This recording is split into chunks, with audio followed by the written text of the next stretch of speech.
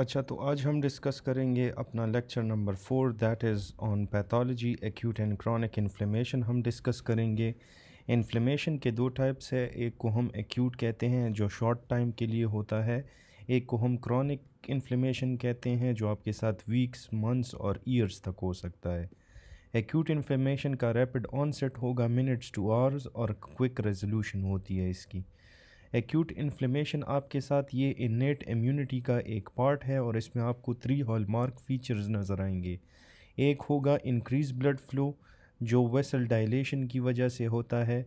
दूसरी बात है कि आपके साथ वेस्कुलर परमिएबिलिटी इसमें इंक्रीज होगी और जो न्यूट्रोफिल्स हैं वो इमिग्रेट करेंगे इनटू द टिश्यूज़।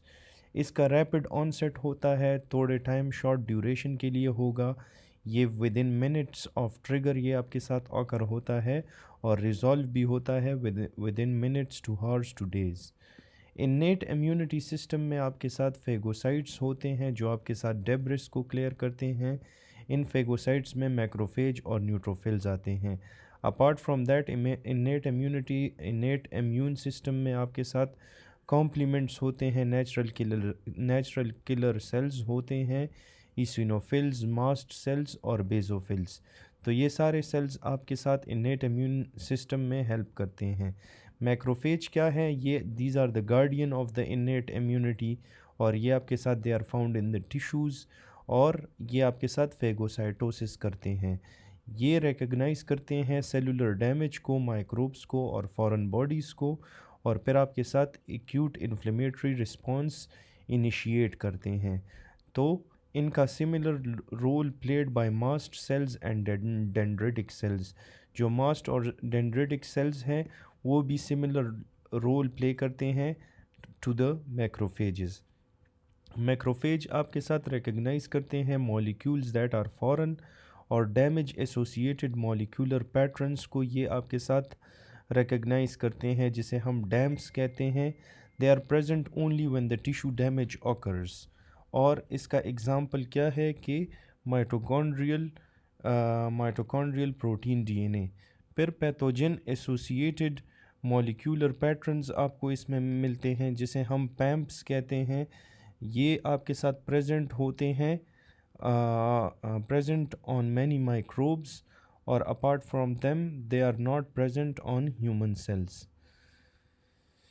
फिर इसके बाद आपके साथ मैक्रोफेजेस में की रिसेप्टर्स आपके साथ टॉल लाइक रिसेप्टर्स आपको मिलते हैं जिसमें मैक्रोफेज, डेंड्रिटिक सेल्स और अदर्स आपको मिलते हैं और these are found on the cell membranes and endosomes. ये पैटर्न रिकग्निशन रिसेप्टर्स के बारे में, ये इस पैटर्न रिकग्निशन रिसेप्टर्स को आपके साथ रिकग्नाइज करते हैं या वहाँ पे आपको मिलते हैं और ये आपके साथ पैम्प्स और डैम्प्स को रिकग्नाइज करते हैं और फिर साइटोकाइंस सिक्रीट करते हैं।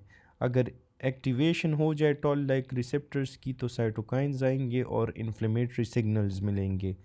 अदर एक्टिवेटर्स में एफसी पोर्शन ऑफ एंटीबॉडीज़ आते हैं और कंप्लीमेंट प्रोटीन आते हैं।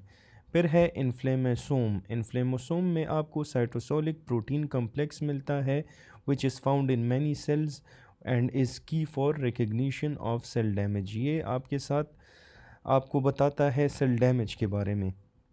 एक्टिवेट होता है by components of damage cells. जो डैमेज सेल्स हैं उनके कंपोनेंट से ये इन्फ्लेमोसोम एक्टिवेट होता है such as uric acid, extra cellular ATP और फ्री डीएनए। ये आपके साथ it also leads to the production of interleukin 1 और ये आपके साथ रिलीज ऑफ इन्फ्लेमेटरी मीडिएटर्स भी करता है। इन्फ्लेमेटरी मीडिएटर्स में वेजोएक्टिव अमाइंस आते हैं जिसमें हिस्टामीन और सेरोटोनिन आता है और लिपिड प्रोडक्ट्स आते हैं arachidonic acid derived lipid products आपको इसमें इन्फ्लेमेटरी मीडिएटर्स में मिलेंगे जिसमें प्रोस्टाग्लैंडिन और लूकोट्राइन्स आता है और apart from them you will get complement.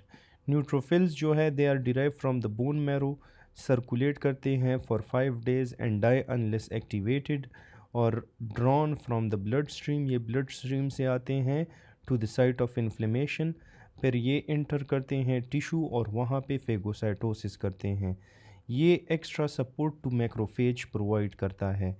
तो ये आपको न्यूट्रोफिल्स दिखाए गए हैं इन हिस्टोपैथोलॉजिकल स्लाइड। न्यूट्रोफिल्स में इट एग्जिट, ये वेस्कुलर सिस्टम को एग्जिट करता है at the post capillary venule. Post capillary venule में ये आपके साथ एक्स्ट्रा वेस्कुलर सिस्टम को वेस्कुलर सिस्टम को ये एग्जिट करेगा। 4 स्टेप्स टू एक्स्ट्राविजेशन, इसमें आपके साथ ये बाहर निकलने के 4 स्टेप्स होते हैं। Exit vessels to the tissue, extravasation जो है वो हम कहते हैं कि जब ये एग्ज़िट करता है वेसल्स टू द टिश्यूज़ को।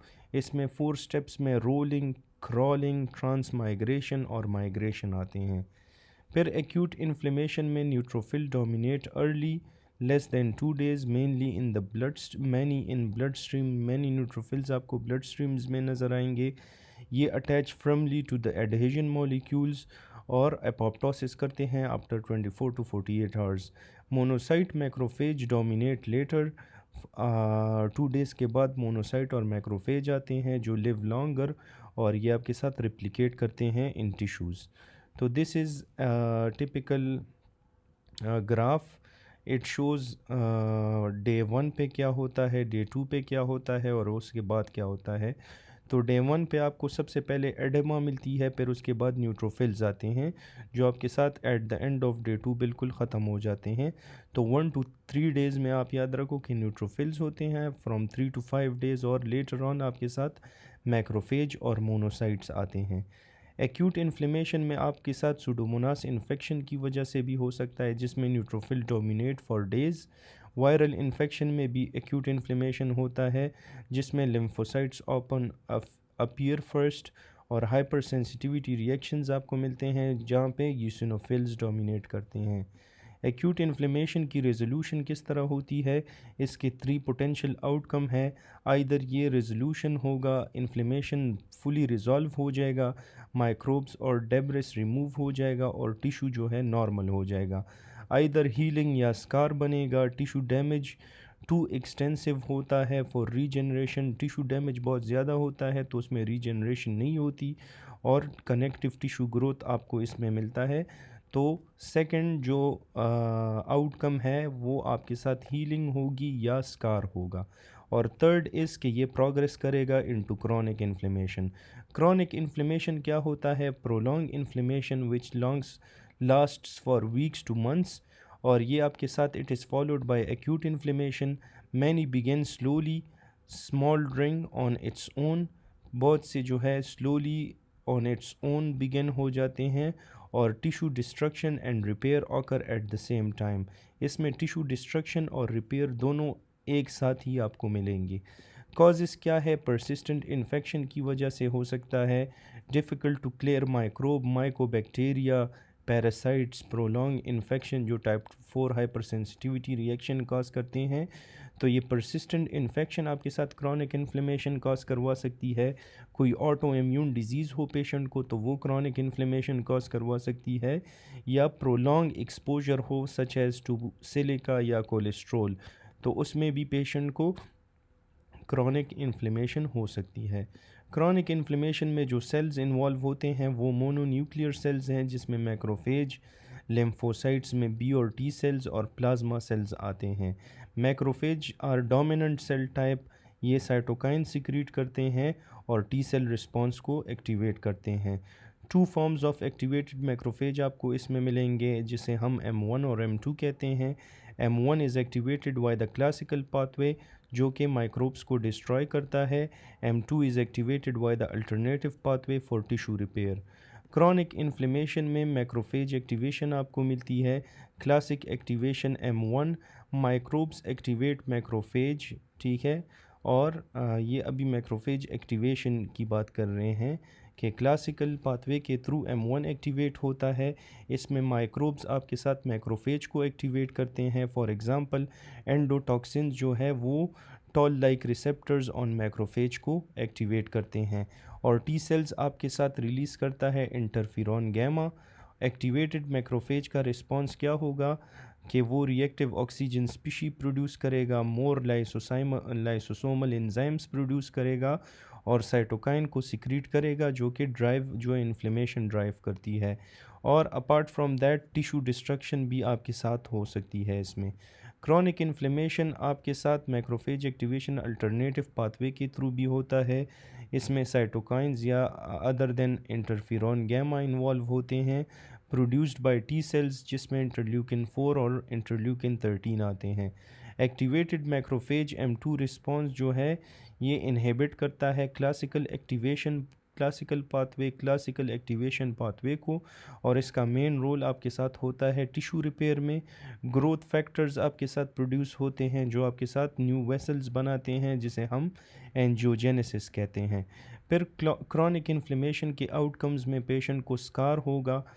क्रॉनिक हेपेटाइटिस बी वायरस की वजह से लिवर सिरोसिस हो सकता है, तो स्कारिंग आपको मिलेगी, सेकेंडरी एमाइलॉइडोसिस आपको मिलेगी, या it can progress into malignancy जहाँ पे आपको लॉट्स ऑफ सेल स्टिमुलेशन या लॉट्स ऑफ सेल ग्रोथ आपको मिलेगी।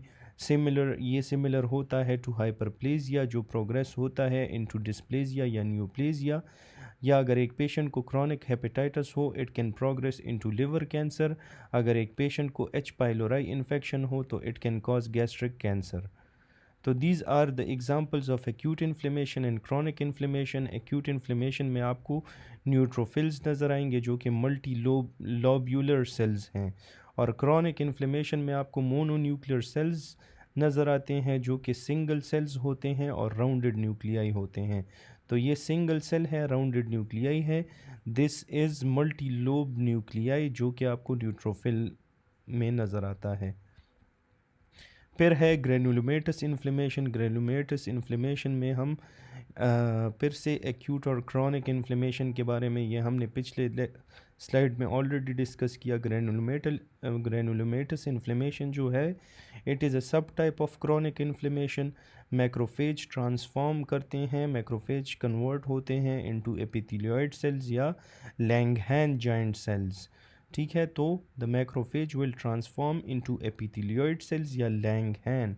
लैंगरहैन के साथ आपने इसको कंफ्यूज नहीं करना। लैंगरहैन आर डिफरेंट सेल्स, और लैंगहैन सेल्स जो हैं ग्रेनुलोमेटस इन्फ्लेमेशन में मैक्रोफेज कन्वर्ट होते हैं इनटू लैंगहैन जाइंट सेल्स।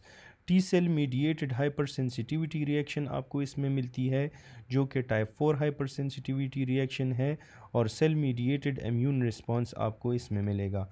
ग्रेनुलोमास क्या होते हैं कि एपिथेलियोइड मैक्रोफेजेस, जब एपिथेलियोइड मैक्रोफेजेस आपको मिलेंगे, these are large pink activated macrophages and they are surrounded by lymphocytes. जब ये एपिथेलियोइड मैक्रोफेजेस सराउंड होते हैं by lymphocyte, this is called granuloma. और सम एपिथेलियोइड मैक्रोफेज आपके साथ फ्यूज़ हो जाते हैं, वो आपके साथ जाइंट सेल बनाते हैं, मे कंटेन 20 और मोर न्यूक्लियाई। तो this is an example of that.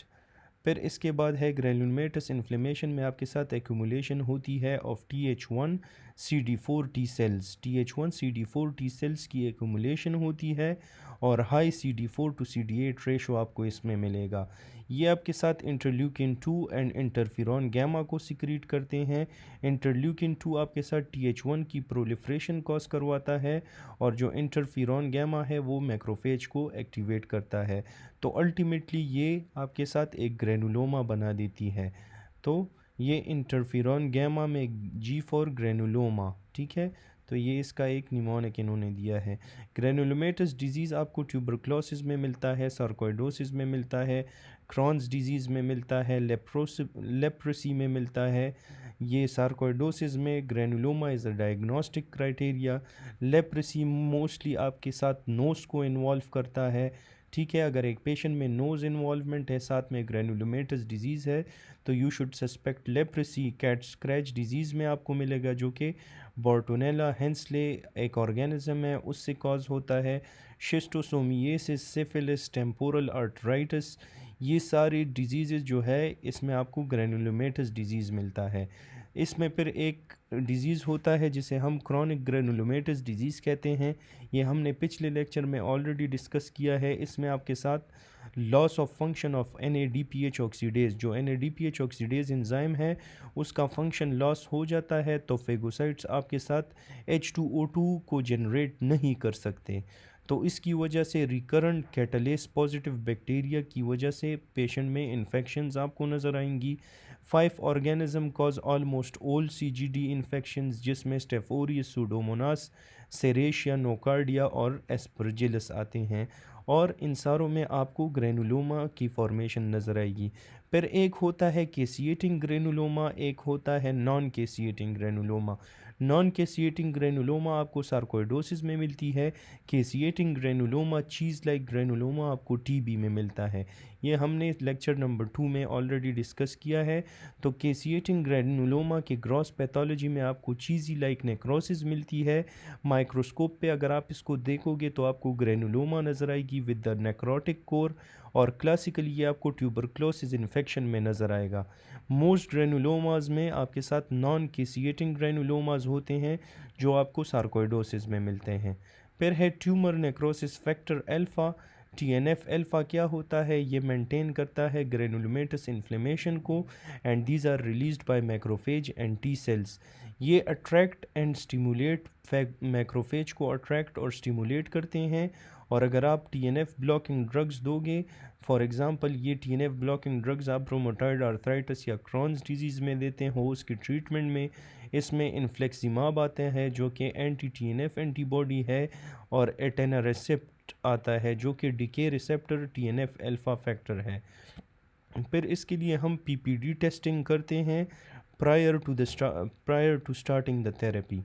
Hypercalcaemia आपको seen in many granulomatous disease, और ये बेस्ट आपको सार्कोइडोसिस में मिलता है। इसमें activated vitamin D is only produced in the kidney in response to PTH, और मैक्रोफेज में आपके साथ मैक्रोफेज में हाई 1 अल्फ़ा हाइड्रोक्सिलेज एक्टिविटी मिलती है which leads to increased vitamin D levels, calcitriol.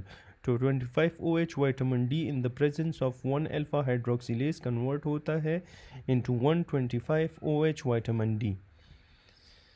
फिर इसके बाद we will discuss about the pathologic calcification. Pathologic calcification में आपके साथ abnormal deposition of calcium in the tissues को हम पैथोलॉजिक कैल्सिफिकेशन कहते हैं। इसमें मेटास्टैटिक और डिस्ट्रॉफिक, ये इसके दो टाइप्स है। डिस्ट्रॉफिक में लोकल प्रोसेस होता है, मेटास्टैटिक कैल्सिफिकेशन में सिस्टेमिक प्रोसेस होता है। डिस्ट्रॉफिक कैल्सिफिकेशन आपके साथ it is result of necrosis, और ये आपके साथ ऑकर होता है in disease tissue. For example atherosclerotic vessel lesion अगर हो, या अगर कोई हार्ट वाल्व डैमेज हो, या अगर कोई लंग नोड्यूल आपको मिले, तो उसमें आपको डिस्ट्रॉफिक कैल्सिफिकेशन मिलती है। ये इट में इंडिकेट प्रायर नेक्रोसिस, ये इंडिकेट करता है कि इससे पहले नेक्रोसिस हुई थी, उसके बाद ये चीज़ें हुई है, और may also cause disease, for example aortic stenosis भी कॉज करवा सकता है। डिस्ट्रॉफिक कैल्सिफिकेशन में purple deposit on H&E stain आपको नज़र आएंगे। ये डार्क पर्पल डिपॉजिट्स जो हैं ये आपको नज़र आ रहे हैं, दिस इंडिकेट्स डिस्ट्रॉफिक कैल्सिफिकेशन। ये आपको क्रॉनिक पैंक्रेटाइटिस में मिलता है। क्रॉनिक पैंक्रेटाइटिस में CT स्कैन में आपको क्लासिकल फाइंडिंग जो मिलती है that is calcified pancreas. Psammoma bodies जो है calcification with an layered pattern आपको इसमें मिलता है। This is a psammoma body. ये इसको हम ऑर्फन एनी न्यूक्लियाई भी कहते हैं, owl like nuclei. Psammoma bodies में आपको ये मिलती है, ठीक है। और ये आपको it is seen in some neoplasm, thyroid के जो पेपिलरी थायराइड कैंसर है उसमें आपको समोमा बॉडीज़ मिलती है। फिर डिस्ट्रॉफिक कैल्सिफिकेशन का ये एक और एग्ज़ाम्पल इन्होंने दिया है। तो डिस्ट्रॉफिक कैल्सिफिकेशन में सीरम कैल्शियम लेवल्स आपको नॉर्मल मिलेंगे, लेकिन आपको फॉस्फोलिपिड मेम्ब्रेन्स को डैमेज भी हुआ होगा। कैल्शियम आपके साथ फॉस्फोलिपिड्स के साथ बाइंड करता है, और एंजाइम आपके साथ ऐड करता है phosphate, similar to calcium phosphate of hydroxy apatite in bone. ये आपके साथ माइक्रो क्रिस्टल्स जनरेट करते हैं और क्रिस्टल प्रोपोगेट करते हैं and causes calcification. Metastatic calcification आपको हाइपरकैल्सीमिया या हाइपरफॉस्फेटीमिया में मिलेगा। ये it occurs in normal tissue, mostly tissues that secrete acid, और ये आपके साथ क्रिएट करता है हाई pH इंटरनली, फेवर करता है कैल्शियम फॉस्फेट प्रेसिपिटेशन को। मेटास्टैटिक कैल्सिफिकेशन में क्लासिक लोकेशन में GI mucosa, kidney, lungs, arteries और पल्मोनरी वेन्स आपको मिलेंगे, और एल्वियोलर वॉल्स में आपको इस तरह की कोई इमेज मिलेगी मेटास्टैटिक कैल्सिफिकेशन में। फिर है कैल्सीफाइलेक्सिस, हम क्या किसे कहते हैं? It is seen in chronic hyperphosphataemia in CKD। Calciphylaxis आपको हाइपरफॉस्फेटीमिया इन CKD में मिलेगा। एक्सेस फॉस्फेट जो है इसमें taken up by the vascular smooth muscles, और स्मूथ मसल्स में ऑस्टियोजेनेसिस होती है। वेस्कुलर वॉल की कैल्सिफिकेशन आपको इसमें नज़र आएगी। सिस्टोलिक ब्लड प्रेशर इंक्रीज़ होगा, स्मॉल वेसल्स की थ्रोम्बोसिस होगी, और पेनफुल नोड्यूल्स या स्किन नेक्रोसिस आपको कैल्सीफाइलेक्सिस में मिलेगी। तो कैल्सीफाइलेक्सिस आपको हाइपरफॉस्फेटीमिया इन CKD में मिलता है। Excess phosphate is taken by the vascular smooth muscles, smooth muscle osteogenesis होती है, vascular wall calcification, increase systolic blood pressure आपको मिलेगा, स्मॉल वेसल्स की थ्रोम्बोसिस होगी, पेनफुल नोड्यूल्स और स्किन नेक्रोसिस। फिर है नेफ्रोकैल्सिनोसिस। अच्छा, before proceeding, I am making these videos for you people, so I would request कि आपसे सिर्फ 5 सेकेंड्स लेगा। Please do subscribe to this channel. Nephrocalcinosis क्या होता है? It is calcium deposit in the kidney tubules. Cause क्या है कि increase urinary excretion of calcium and phosphate आपको नज़र आएगा। ये आपके साथ it is seen in hypercalcaemia and hyperphosphataemia. Example क्या है कि हाइपर पैराथायरॉयडिज्म या सार्कोइडोसिस में मिल सकता है। It is common in patient with kidney stones. तो nephrocalcinosis is actually calcium deposition in the kidney tubules, जिसमें increase urinary secretion of calcium and phosphate मिलेगा, जो आपको हाइपर कैल्सीमिया हाइपर फॉस्फेटीमिया में नज़र आता है, सच एज हाइपर पैराथायरॉयडिज्म और सार्कोइडोसिस में। और it is common in patient with kidney stones. तो ये इसका एक पिक्चर इन्होंने दिया है, you can pause and look into it. Nephrocalcinosis is often asymptomatic, ये आपके साथ पोलीयूरिया पोलीडिप्सिया कॉज करवाता है। नेफ्रोजेनिक डायबिटीज़ इंसिपिडिस कॉज करवा सकता है, और इसमें आपको impaired urinary urine concentrating ability lost हो जाती है। यूरिन को किडनीज कंसनट्रेट नहीं कर पाती। Collecting ducts can not reabsorb water normally, तो आपके साथ मोर यूरिन होगा, it will lead to polyuria, जिसकी वजह से you will have volume depletion and polydipsia. तो ये इसका एक मेकैनिज़म है नेफ्रोकैल्सिनोसिस का, कि ये आपके साथ पोलीयूरिया पोलीडिप्सिया किस तरह कॉज करवाएगा। मोस्टली ये नेफ्रोजेनिक डायबिटीज़ इंसिपिडिस कॉज करता है, जहाँ पे यूरिन की कंसनट्रेटिंग एबिलिटी लॉस्ट हो जाती है, और जो कलेक्टिंग डक्ट्स होते हैं वो वाटर को रीअब्जॉर्ब नहीं कर सकते। तो इसकी वजह से मोर यूरिन में पोलीयूरिया आपको नज़र आएगी, जिसकी वजह से बॉडी से वॉल्यूम डिप्लीट होगा, and it will also cause पोलीडिप्सिया।